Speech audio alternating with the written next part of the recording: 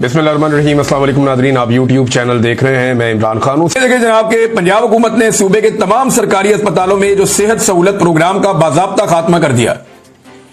जो 2021 में उस्मान बुज़दार के दौर में, इमरान खान साहब के दौर में एक सहूलत दी गई थी कि तमाम लोगों का मुफ्त इलाज करवाया जाएगा। इसके लिए एक इंश्योरेंस स्कीम थी सेहत कार्ड के हवाले से, ये जनाब अब खत्म कर दी है। इस बारे में आपको याद होगा मरियम नवाज की एक ऑडियो भी लीक हुई थी शहबाज शरीफ के साथ कि इमरान खान के पास जो है ना ये बहुत बड़ा प्रोजेक्ट है, इससे लोगों को बहुत फायदा हुआ, लिहाजा ये प्रोजेक्ट बंद कर दें ताकि इमरान खान की पॉपुलैरिटी कम हो जाए। कैसी घटिया सोच है इस घटिया खानदान की। आपस में बातें करते हुए इनको शर्म भी नहीं आती। अब 2021 में पाकिस्तान तहरीक इंसाफ ने तमाम मरीजों को मुफ्त सेहत सहूलत फराम की थी। अब वो पंजाब हुकूमत जो मौजूदा टिकटॉकर्स की मौजूद है, उन्होंने ये सहूलत वापस ले ली है और इसके बदले में अब कर क्या रहे हैं, इसके ऊपर डिटेल एक खबर है, वो डाउन के अंदर छपी हुई है, तमाम उसकी तफसीलात मौजूद है। लेकिन ये एक और खबर आप देखें, और ये खबर नाजरीन छपती है किसमें, ये दुनिया के अंदर छपी है, दुनिया टीवी पे और बहुत सारी और जगहों पे भी लगी है खबर। अब तो ज़बान ज़द आम है कि जनाब जिन्ना इंस्टीट्यूट ऑफ कार्डियोलॉजी का नाम तब्दील कर दिया। ये जो जिन्ना इंस्टीट्यूट ऑफ कार्डियोलॉजी है, ये भी इमरान खान साहब के दौर में तामीर हुआ। उन्होंने ये प्रोजेक्ट शुरू किया और इसको जिन्ना के नाम से शुरू किया, कायदे आजम मोहम्मद अली जिन्ना के नाम से।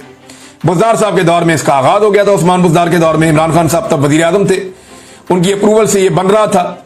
निगरान हुकूमत ने भी इसका नाम तब्दील नहीं किया, इसका नाम जिन्ना इंस्टीट्यूट ऑफ कार्डियोलॉजी ही रहने दिया गया। लेकिन अब इसका नाम तब्दील करके मीडिया के मुताबिक Maryam Nawaz institute of cardiology रख दिया गया है। अंदाजा करें बेशर्मी का, अंदाजा करें ढिठाई का, अंदाजा करें खुद पसंदी का। और वो आर्मी चीफ के बारे में वो खबर दे रहा था, एक टाउट बैठा हुआ कि वो मरियम नवाज को बहुत पसंद करते हैं और वो ये कहते हैं वो कैरी बहुत अच्छा करती है। कैरी किता जे, अंदाजा करें कायदे आजम का नाम कैरी कर लिया है। और इनका बस चले तो ये नोट के ऊपर से कायदे आजम का तस्वीर हटा के अपने अब्बा जी की तस्वीर लगा दें या मियां शरीफ की तस्वीर लगा दें नोट के ऊपर के जनाब यहां पे भी हमारा खानदान होना चाहिए, क्योंकि हमारी बड़ी कुर्बानी, हमने बहुत लुटमार की है इस मुल्क के अंदर, हमने बड़ी जायदादें बनाई हैं दुनिया भर के बड़े आजमों में, हमने बहुत पैसा बनाया, हमने बहुत लुटमार की है। लिहाजा हमारे तस्वीरों के ऊपर हर जगह पे नाम होने चाहिए, नोटों के ऊपर भी हमारी फोटो होनी चाहिए, लैट्रीनों से लेकर कारपोरेशन की गाड़ियों से लेकर बड़े बड़े होर्डिंग्स तक इनकी तस्वीरें होनी चाहिए। स्कूल हो, कॉलेज हो, अस्पताल हो, मेडिकल कॉलेजेस हो, कुछ भी हो, हर जगह पे इनके नाम और इनकी शक्ल होनी चाहिए। कैरी किया इन्होंने, बेड़ा गर्क कर दिया पाकिस्तान की एस्टैब्लिशमेंट ने सिर्फ अपने छोटे से फायदे के लिए। और यार अपनी एक बोटी के लिए आपने पाकिस्तानियों का बकरा ज़िबा कर दिया। ऐसे ज़हनी मरीज लाकर पाकिस्तान पे मुसल्लत कर दिए जिनको अपने नाम के बाहर दिखता ही कुछ नहीं है, सूझता ही कोई नहीं है, और टाउट सुटकर दिन रात इनकी तारीफें करते हैं। भाई इस पे मुंह खोलो ना, बात करो। इमरान खान ने कोई एक प्रोग्राम किया हो अपने नाम से रखा हो उसने नाम, बताएं। एजुकेशन का किया, नोबेल यूनिवर्सिटी, जब एक कैंसर अस्पताल बनाया और उसमें अपनी सारी जिंदगी की जायदाद उसमें डाल दी।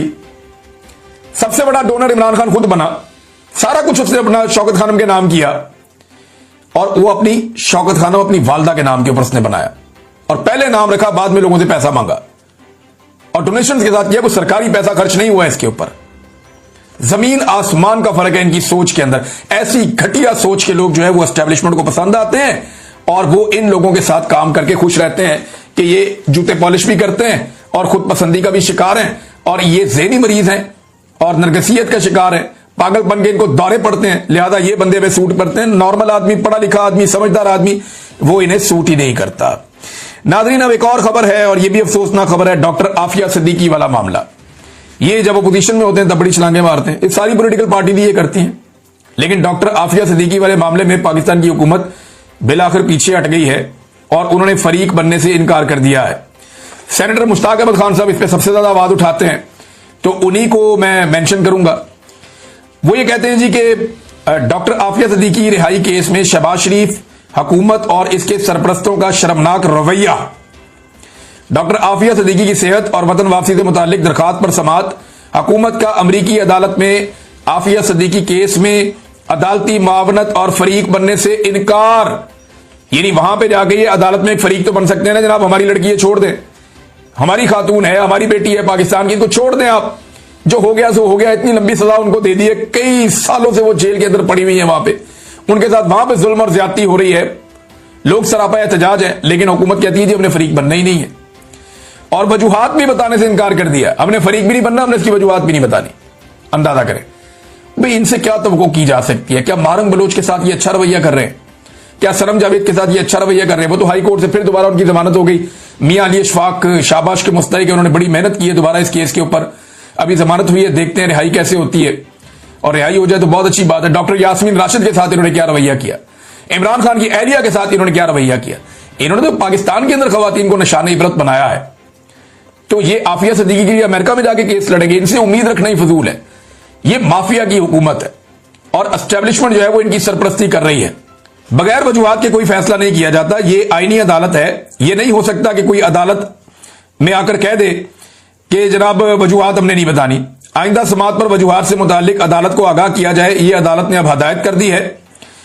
और आप अंदाजा करें नाजरीन के एक खातून है और ये सारे सियासतदान अपनी अपनी बारी ये कहते रहे हैं कि वो बेगुनाह सजा काट रही है, और उसके लिए अब वो अमेरिका में अदालत में मामलत करने के लिए तैयार नहीं है और कहते जी हमने नहीं करना और हमने इसकी वजह भी नहीं बतानी। ये ऐसी डिटाई है। और पाकिस्तान की अदलिया का जो उन्होंने हाल कर दिया वो तो आपके सामने है। अब एक रस्मी कार्रवाई होनी है कल के दिन में दोपहर के बाद, और कार्रवाई ये होनी है कि जस्टिस सरफराज जोगर साहब, जिन्हें लाहौर हाईकोर्ट से लेकर गए थे, 17वें नंबर के जज को उठा के ले जाके इस्लामाबाद हाईकोर्ट में सबसे सीनियर बना दिया। 17वें नंबर के जज को उठाकर लेकर गए, वहां जाके सबसे सीनियर बना दिया। अब उन्हें रस्मी कार्रवाई करनी है सिर्फ उन्हें चीफ जस्टिस इस्लामाबाद हाईकोर्ट बनाने की। और वो काम किस तरह के कर रहे हैं आप अंदाजा करें। पिछले 4 महीने से एक बेंच टूटा था, लापता अफराद का केस पाकिस्तान का जो इंपॉर्टेंट तरीन केसेस हैं उनमें से एक केस है। बड़ा तकलीफ वाला मामला है, बहुत सारे खानदान तकलीफ में हैं, बहुत परेशान हैं। मैं इस हालत से गुजरा हूं, मेरी फैमिली इस हालत से गुजरी है, आप यकीन नहीं कर सकते ये कितनी बड़ी तकलीफ है। तो लापता अफराद का जो केस है वो लगा हुआ था इस्लामाबाद हाई कोर्ट में, वो एक बेंच टूट गया, एक जज साहब उसमें से निकल गए, लार्जर बेंच था वो, दोबारा अब तक उसकी सुनवाई नहीं हुई। 4 महीने से सरफराज जोगर साहब वो केस लगा ही नहीं रहे, लगने ही नहीं दे रहे। शायद इन्हीं खिदमात के एवज जो है वो उन्हें लाकर यहां पे इस्लामाबाद हाई कोर्ट का चीफ जस्टिस लगाया गया है। अब एक रस्मी कार्रवाई होनी है और इन्हें चीफ जस्टिस बनाने की पूरी कोशिश की जाएगी। जो बार्स है ना और जो वकला तंजीमें हैं उन्हें इस पे जो है ना वो गैरत करनी चाहिए। लेकिन उनकी आंखों के सामने अदलिया की पामाली हो रही है, उनकी आंखों के सामने तमाम उसूल कवायद और जवाबित जो हैं उनकी धज्जियां उड़ाई जा रही हैं, और वो बिल्कुल इस वक्त एक तमाशाई की सूरत इख्तियार किए हुए हैं, कुछ करते ही नहीं है। जाहिद किशकोरी साहब ने एक बड़ी खबर दी है नादरी, ये बड़ी इंपॉर्टेंट खबर है, और उन्होंने एक बहुत बड़ा जो इस हुकूमत का स्कैंडल है वो बेनकाब किया है। और ये इस मरतबा चीनी माफिया नहीं है, वो तो हम आपको रोजाना बताते हैं, घी माफिया भी है। उसके बारे में उन्होंने खबर दी है कि घी माफिया अवाम की जेब पर यौमिया 2 अरब का डाका डाल रहा है। सालाना 6 MMT घी का इस्तेमाल है। इस वक्त घी की कीमत 587 रुपए फी किलो है, जिस पर 300 बड़े कारोबारी हजरात 110 रुपए इजाफी इस्तेमाल कर रहे हैं, ले रहे हैं।